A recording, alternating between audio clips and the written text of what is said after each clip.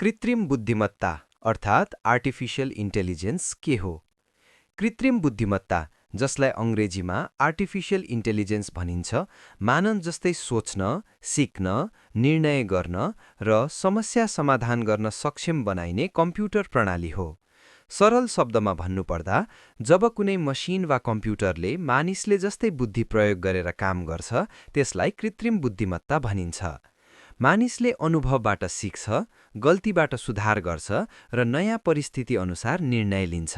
ठिक त्यस्तै कृत्रिम बुद्धिमत्ताले पनि धेरै तथ्याङ्क अर्थात् डेटाबाट सिकेर आफूलाई सुधार गर्दै जान्छ। यस प्रक्रियालाई मसिन लर्निङ भनिन्छ। कृत्रिम बुद्धिमत्ता कसरी काम गर्छ?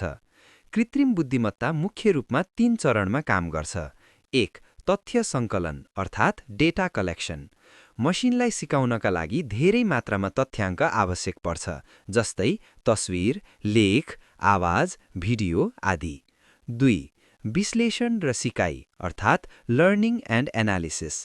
सङ्कलित तथ्याङ्कलाई विशेष गणितीय सूत्र र एल्गोरिदम प्रयोग गरी विश्लेषण गरिन्छ। यसरी मसिनले ढाँचा चिन्न सिक्छ। 3. निर्णय र प्रतिक्रिया अर्थात् डिसिजन एन्ड रेस्पोन्स। सिकेका आधारमा मसिनले नयाँ प्रश्नको उत्तर दिन, तस्विर चिन्हित गर्न, भाषा अनुवाद गर्न वा सुझाव दिन सक्छ। कृत्रिम बुद्धिमत्ताका प्रकार। कृत्रिम बुद्धिमत्ता मुख्य रूपमा 3 प्रकारका हुन्छन्। 1. सङ्कीर्ण कृत्रिम बुद्धिमत्ता न्यारो आर्टिफिशियल इन्टेलिजेन्स।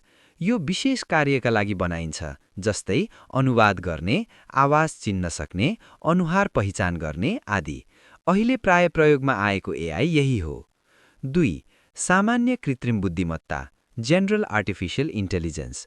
यो मानिस जस्तै कुनै पनि कार्य गर्न सक्ने स्तरको बुद्धिमत्ता हो, तर अहिले यो पूर्ण रूपमा विकसित भइसकेको छैन। 3. उच्च कृत्रिम बुद्धिमत्ता सुपर एआई। यो मानिसभन्दा धेरै बुद्धिमान हुने काल्पनिक स्तरको एआई हो, जुन भविष्यको सम्भावना मात्र हो। दैनिक जीवनमा कृत्रिम बुद्धिमत्ताको प्रयोग।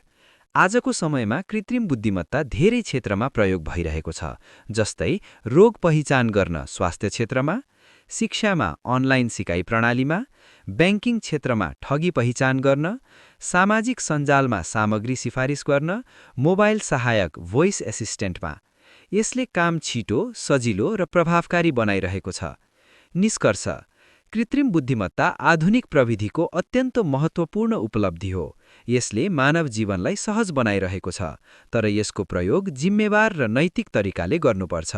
भविष्यमा एआईले शिक्षा, व्यापार, स्वास्थ्य, सञ्चार लगायत धेरै क्षेत्रमा ठूलो परिवर्तन ल्याउने सम्भावना छ।